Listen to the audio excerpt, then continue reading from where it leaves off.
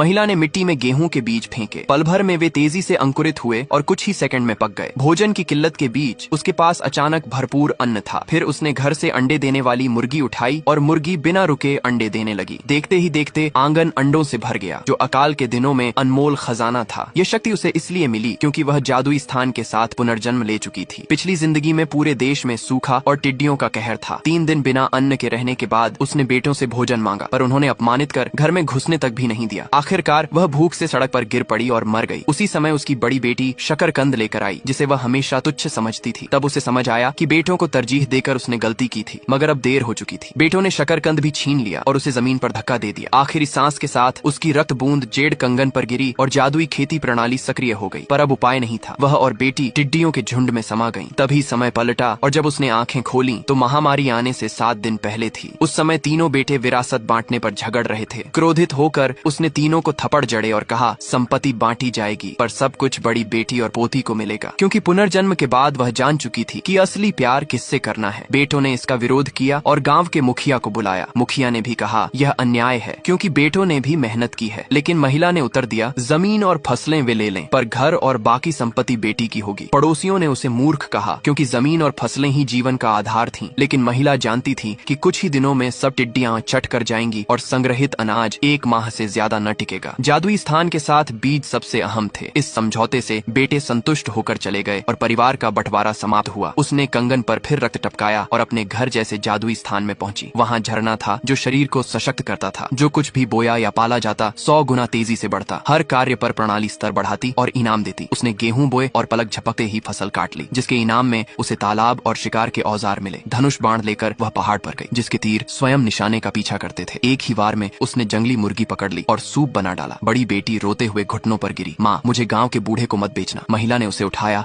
और कसम खाई कि अब कभी उसे मजबूर नहीं करेगी। उससे कहा, तुझे सबसे अच्छी जिंदगी दूंगी। बेटी ने झिझक कर हामी भरी। कुछ ही समय में परिवार की चर्चा गांव भर में फैल गई। ईर्ष्यालु लोग सह न सके और अपनी मुर्गियां मार डाली, ये जाने बिना कि वही महामारी में उनकी आखिरी उम्मीद थी। अगले दिन महिला ने मुखिया को सूखा और टिड्डी हमले की चेतावनी दी। मुखिया ने यकीन न किया, पर उसके जोर देने पर मान गया। इस बीच महिला अंडों की टोकरियां जमा कर रही थी, जिससे पति और बेटी हैरान थे। बाद में वह नदी पर गई और बिना चारा लगाए इंद्रधनुषी मछली पकड़ ली। कार्य पूरा होते ही 50 पकी कार्प उसे मिली, जो टोकरी में कूद गईं। ग्रामीण आश्चर्यचकित रह गए। फिर आखिरकार विपत्ति का दिन आया, लेकिन महिला के पास पर्याप्त भंडार था। पड़ोसी शंका में थे क्योंकि उस दिन असामान्य गर्मी थी। सब इकट्ठे होकर चर्चा करने लगे, कहीं सूखा सच तो नहीं है। मुखिया बोला, जब आपदा आएगी तो पत्थर पर अंडा पक जाएगा। उन्होंने अंडा लाकर पत्थर पर तोड़ा। कुछ ही मिनटों में वह पक गया। सब हैरान थे और तभी टिड्डियों का काला बादल आसमान ढकता हुआ गांव पर टूट पड़ा। उस पल सभी को विश्वास हुआ, महिला सच कह रही थी।